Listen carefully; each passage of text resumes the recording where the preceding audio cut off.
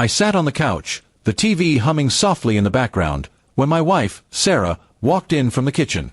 Her face was serious, her eyes avoiding mine for a moment before she sat down beside me. "You know that guy from the gym?" she began, her voice steady but laced with something I couldn't quite place. My stomach tightened. We'd been married for 7 years, and I'd never seen her like this. The gym was her sanctuary, where she went to clear her mind after long days at work. I knew she'd been talking to someone there, a guy she'd mentioned casually before, but this felt different. My mind raced, wondering what she meant by, "We need to talk." She took a deep breath and folded her hands in her lap. "His name's Mark," she said, finally meeting my gaze. "He's been helping me with my workouts, showing me how to use the equipment properly." I nodded, trying to keep my expression neutral, but my thoughts were spiraling. Was this about more than just gym tips? Sarah wasn't the type to beat around the bush, but she seemed to be choosing her words carefully. "He's been really kind," she continued, "but today he said something that threw me off." My heart thudded. I braced myself, expecting the worst. "He told me he's been watching me," she said, her voice dropping. "Not in a creepy way, or at least I don't think so.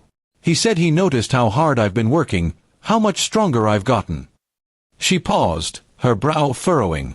"But then he asked if I'd ever considered competing, like in a fitness competition. He thinks I could do well." I blinked, caught off guard. This wasn't what I'd expected. My mind had been racing toward betrayal, but this was about a compliment? A suggestion? I felt a mix of relief and embarrassment for jumping to conclusions. Sarah leaned back, her shoulders relaxing a little. "I didn't know what to say," she admitted. "I mean me. A fitness competition.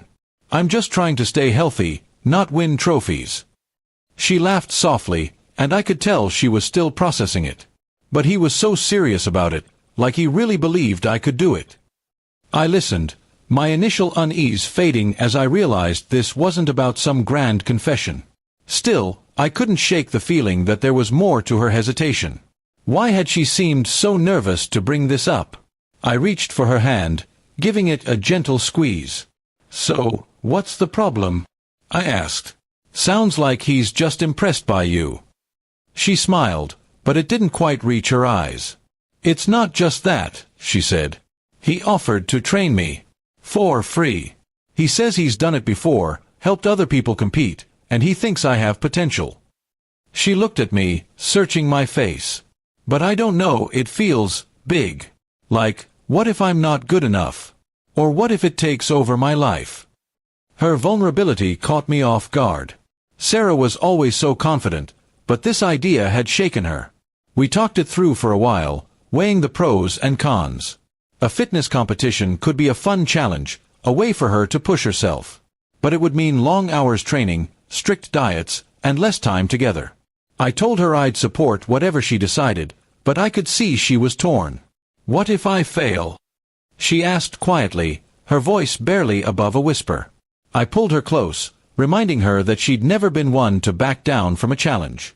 "You don't have to decide now," I said. "Just think about it." Over the next few days, Sarah seemed distracted, mulling over Mark's offer. She'd come home from the gym with stories about his tips or how he'd pushed her to try a new lift.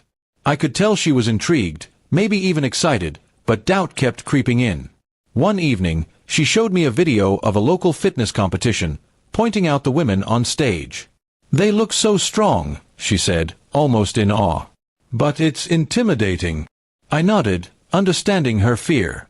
It wasn't just about the competition, it was about stepping into something new, something that could change how she saw herself. By the weekend, Sarah made her decision. She called Mark and thanked him for the offer, but said she wasn't ready for a competition. "Maybe someday," she told me later, "but right now, I just want to enjoy the gym for me." I felt a wave of pride watching her choose what felt right for her. Mark took it well, she said, and they agreed to keep things friendly but professional. As we sat together that night, the tension from her initial words long gone, I realized how much I admired her strength, not just in the gym, but in knowing herself. And I was grateful we could talk through anything, no matter how much it scared me at first.